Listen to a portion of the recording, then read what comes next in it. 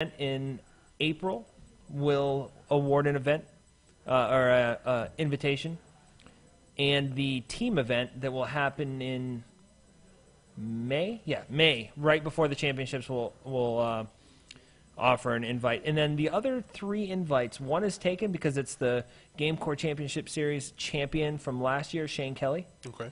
And then the other 2 spots are going to come from a pretty unique place. One is actually going to be chosen by Twitter voters during the GameCore Championship. So the person that gets the most votes from people viewing them on Twitter during the tournament will end up with that spot. So Now, are they only voting amongst active players in the tournament? yes, or? only players that are in the GameCore Championship Series championships will be eligible for it. So no commentators would be able to jump up and say, hey, try to lead a campaign since I got all the airtime anyways, I guess. Well, I mean, want to abuse it. I guess everybody wants to be your friend because, you're going to have some influence here. Real quick, in the game, is that a Boros key rune? Yes, that is a Boros key rune. And there's also a Warmind Infantry, I believe is the name there. Yep. And Yeah, I love the red guy that gets +2. oh, he's huge. He's a 2/3, so he survives a lot of the 2-power combat, and then he's always swinging for 4. Evan Lee has a frontline medic in his hand.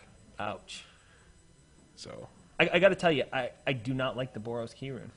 It is easily my least favorite. we're getting a Warmind Infantry smited here. And Arrows of Justice sits in Evan Lee's hand again. That's 1 Arrows of Justice that took out a Boros Reckoner wearing a Gist of Orzhova. But yeah, it was that Arrows of Justice is gonna do Evan Lee some work, I feel like. That's the 4 damage to an attacking or blocking creature. Yeah, that card is brutal.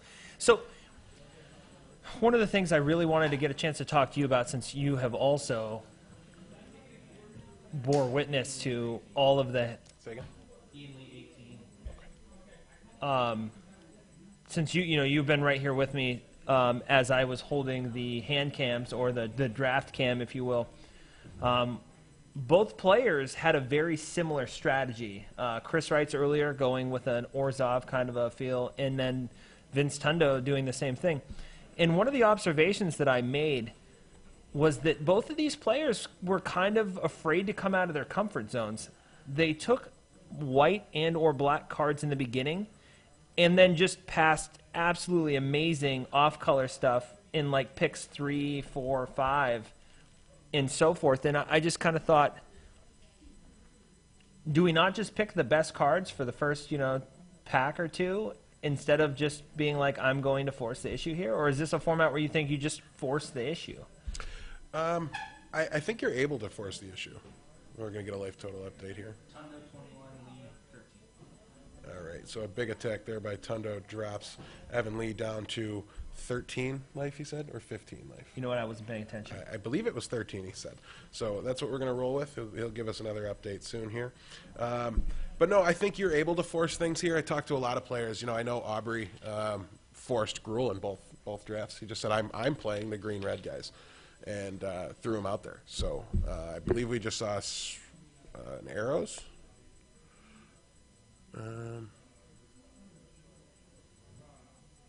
Not 100% sure exactly how that went down, but we had a Devour Flesh take down the Guardian of the Gateless, so that's going to be a 3 life gain for Evan Lee. Now who takes 4? What did he say? Hey, Aubrey. Say again? 22-7. All right, so 22-7 here. Not correct on Evan Lee's life total at all. So we're missing extort triggers here.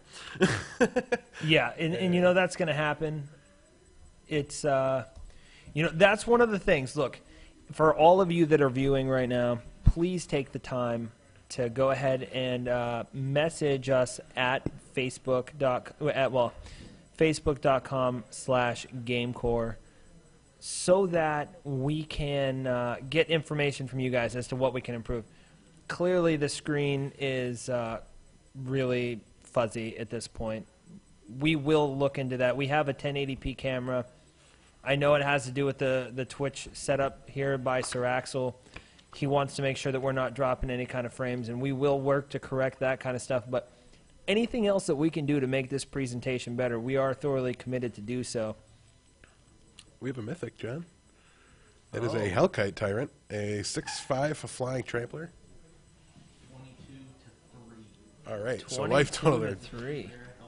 22 to 3, and yeah, we're on Hellkite alert here. So John's gonna go ahead and finish. Telling Okay, you so about Hellkite Tyrant, 6/5 flying trample. Whenever Hellkite Tyrant deals combat damage to a player, gain control of all artifacts that player controls. At the beginning of your upkeep, if you control 20 or more artifacts, you win the game. So basically just a giant 6/5 creature yes, with flying. and Is that a Gruul Rage Beast? very well might be. That was clutch. And I'm wondering here with Evan at 3, man, all Tundo had to do was play a 3-drop or less and extort 3 times, but now he's going to lose one of those extort guys, which is going to really help. I kind of feel like he should have probably taken out the flyer. Executioner's Swing. Oh, he dealt It dealt damage damage this turn, when he yeah. fought, yeah. So a really good, probably the best use of Executioner's Swing And he you're going to extorts see in him. a long Evan time. goes to 2, and he's got 2 creatures that he can attack with. So this game is wrapped up, barring. Yep, and he extorts him for 1 instead of 2. Does he not know that extort stacks? He only has 1 permanent with Extort. Is that not a syndic No, of that's tithes? that's a Denzian. All right. So, tapping the Kingpin's pet, and I'm starting to think maybe Tundo did not flip off Evan when he had that Arrows of Justice in game 1. It looks he's been doing that motion quite a bit. It looks like when he Arrows of Justice did, it looked like he kind of gave him a playful little hand gesture there. Not Tundo style, I can assure you all, but it was quite funny to see. Well, now here's what I'm wondering. So I thought those were 2 syndics, but apparently you're saying that was that 2/3 white guy that whenever something comes into play, you get to untap something? 2/2, when a white creature enters the battlefield, you tap target creature. Tap target creature. So Okay. whenever he draws a white creature, he's able to knock a flyer or knock a blocker out of the way. Okay, so that's why Evan went for him. Okay, because I was wondering, because why wouldn't you take out the extort guy? I thought he was at that point. So It looks like we have a spell at least.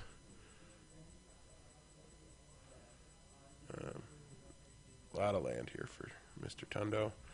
That Debtor's Pulpit is really kind of being a pain here. But starting to look like Extort's just going to get him there. 2 life, I can't see how it does Yeah, it. the Hellkite can't attack. 22-3. 22 to 3. I wonder All right. something. That's the dead dragon. Destroy target creature. He's going to mill some cards off his opponent, and we apparently jump the gun on one of these life gain triggers here. Well, I'm pretty sure this ends the game anyways, right? Because we got 2 Extorts flyers at once. Now my life totals were correct.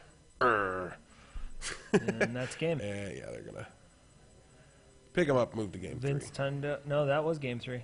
Remember game 2 was that real geez. quick Yeah. little. All right, so Tundo moving along then. All right, good stuff. I was nervous after he dropped game 1. I thought I picked him to be my favorite. I'm saying in the middle of pack 2, I'm like, how can anybody possibly have a better draw than Tundo does right now?